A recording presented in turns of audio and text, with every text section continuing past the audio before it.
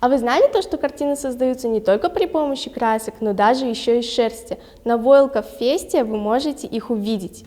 Детская художественная школа номер 2 города Уфа представляет картины, игрушки, одежду из войлока, и все эти работы участвуют в конкурсе. Поначалу жюри было предоставлено более 400 заявок из разных городов, но во второй тур прошли только 116 работ.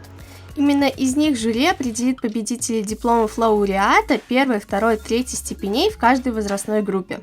На фестивале представлены 116 лучших детских работ из шерсти. Их вы можете рассмотреть аж в 4 залах.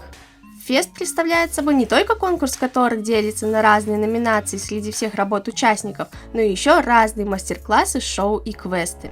Итак, в первом зале выставки расположены панно подростков от 14 до 17 лет. Также в первом зале стоят витрины с куклами и другими игрушками. Второй зал представляет собой коллективные работы самых младших от 5 до 8 лет до самых старших.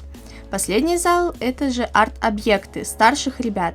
Участники, которые были помладше, делали свои работы с помощью руководителей и педагогов. Если в первом фестивале участвовали профессиональные художники и мастера, то во втором дети и подростки. Определенной темы конкурса не было, в основном подростки делали фрагменты из сказок и эпосов.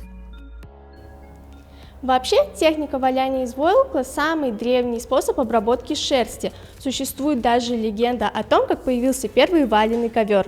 Как оказывается, из войлока можно делать не только обычные картины, но даже еще и объемные с разными дополнениями, такими как бусины, небольшие украшения и тому подобное. И это все делают дети и подростки, которые младше меня возрастом. Я, например, вообще никогда себе не представляла, что из войлока можно создавать не только картины, а еще целые украшения и игрушки.